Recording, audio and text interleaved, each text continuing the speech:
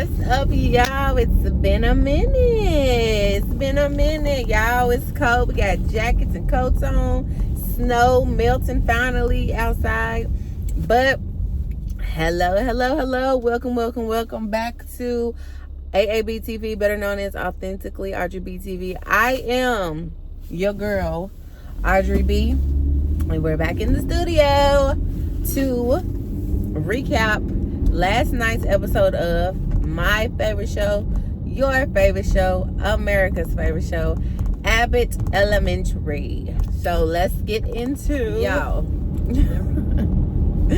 Why would they open up the episode with ugly baby gate? Like, oh my gosh. Now, granted, there are ugly babies, y'all, but who is literally like bold enough to tell somebody, especially a grandmother, for their first grandchild, that their baby is ugly? And like, I was like, what the heck is wrong with them? But I guess they feel like since they're so close with each other, they can say these things. But I have never told anybody their baby was ugly. I don't care what the baby looked like. The baby's cute, okay? And I don't know who said it. It might have been Jacob, but he was saying how, you got to let the babies, wait a couple of days, and then see who they look like, see if the baby's cute or not. But Barbara's grandchild was not ugly. But yes, ever since we last did the recap, we all know that Barbara's daughter went into labor. She had the baby. It's a little girl, and Barb is now a grandmother, y'all. Oh, that was so silly.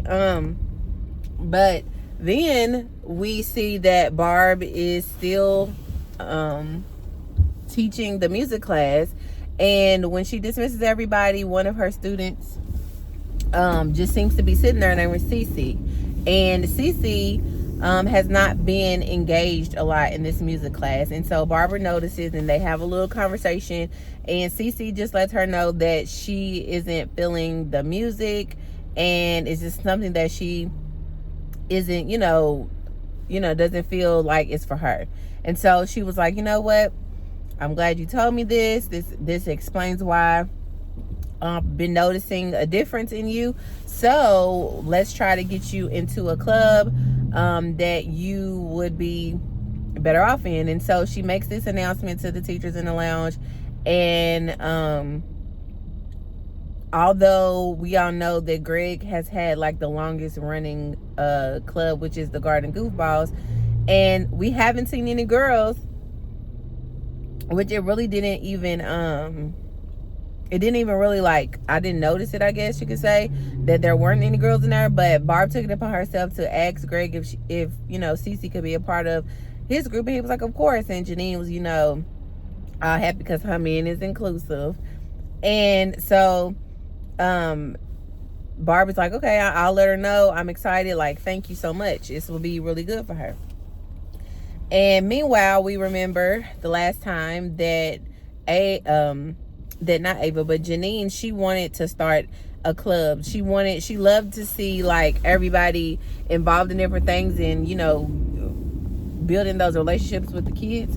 And so she wanted to start maybe a fashion club.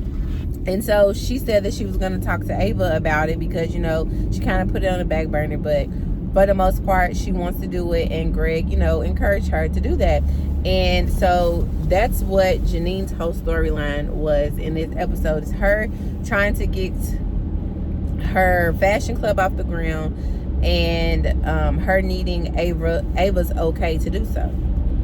Well, on the other hand, Melissa and Barb are talking about like relationship issues, and Melissa and her boo are having some problems, and she's giving him the silent treatment and all this stuff. And so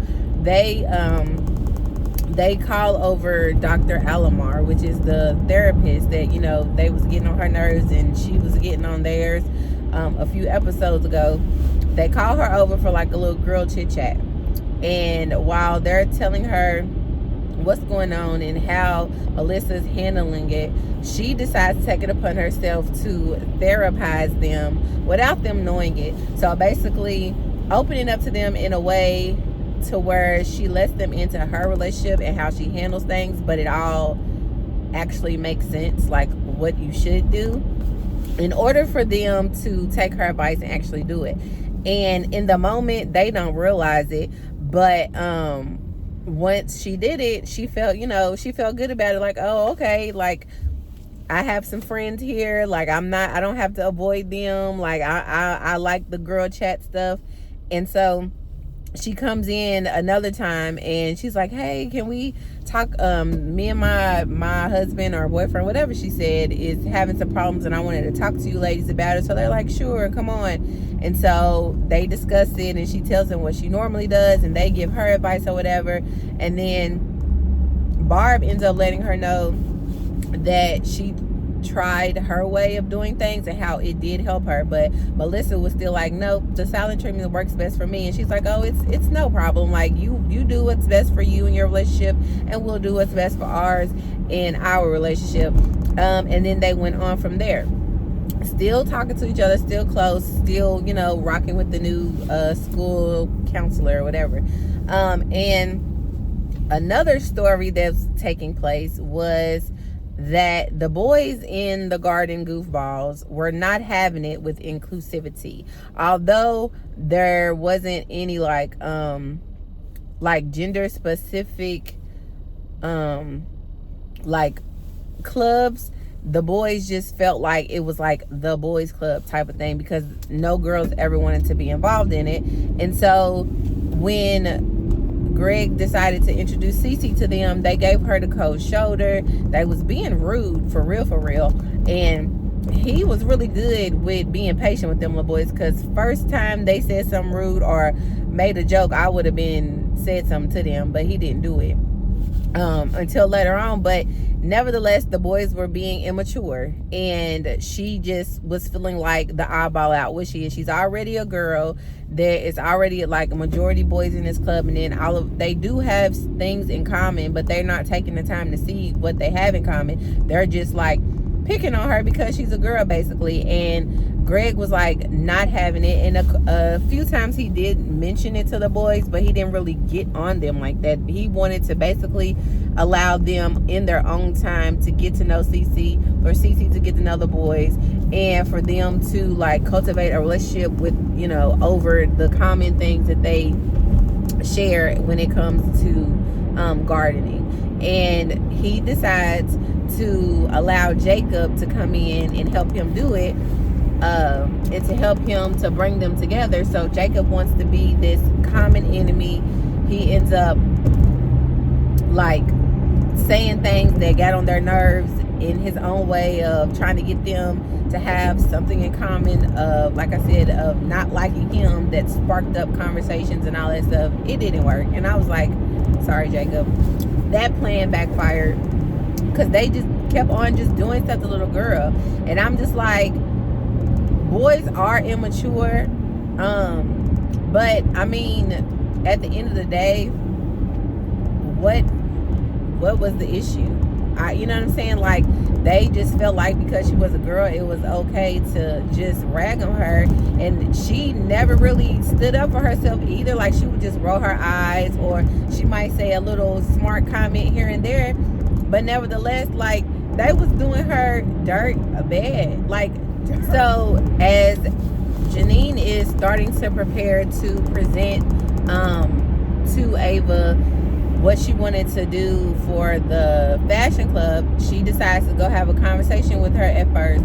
And pretty much Ava was just shunned the whole idea.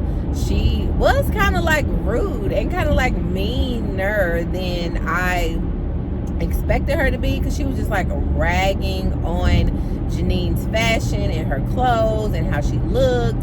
And like, why would you want to start a fashion club when you're not even like a fashionista per se? Like, you don't even know how to dress. And I was like, well, dang. And even in the midst of her like just talking to her, I believe that's when another student was in the office. And she told Janine from the beginning, like, go get everything worked out, come back to me, present it, and we'll see what we're gonna do. And so she did that. And when she went to the office, and there was a little girl in there that Ava was talking to, and Janine had this whole presentation. She even had Mr. Johnson help her and be the muse or the model for the clothing and for the designs and all of that stuff. And like I said, she took all of that into consideration. She went into the office. She presented it, even interrupted Ava's conversation with the student. I think her name was Brianna. And she, went through everything. And like I said, she just ragged on her again, told her no, absolutely not, and then just shot down Janine's dream. And I was like, dang, Ava. And then at the same time, I'm thinking, dang, Ava. The little girl was like, you know what? I think her fashion club would be pretty cool. Like, I like the way she dresses. Like, she's not boring like how we have to dress with these uniforms. Like, she's colorful. She's exciting. Like, she makes me want to dress and be bold or whatever. And so with her saying that, it kind of made Ava like what, really? And so it also, I think, made her like internally be like, dang, I shouldn't have been so hard on her. And so she ended up telling Janine that she had the green light to start the fashion club, which didn't come until a little bit later after that. But what kills me was that Ava always makes things about her. So she was like, she did not want to tell Janine the reason why she changed her mind about the fashion club, because it would make Janine's head too big and she would get on her nerves and all this other stuff. And I'm like, you are one to talk. You have the biggest ego, the biggest head in the school. Like, girl, please, like, let Janine have her ones. But at the end of the day, Janine was super excited about her fashion club being able to get started. And in the midst of, like I said, all of that going on, Barb and Melissa are still taking all this advice and having all these girl chats with Dr. Alomar. And they have a conversation, and at some point they both kind of have this aha moment that she is therapizing them, as Barb said, and basically doing like reverse type of thing on them. Like I said before, like just giving them scenarios in her relationship, but also putting therapy in it that actually makes sense to see if they will actually do it, which they did. And so they got offended by that.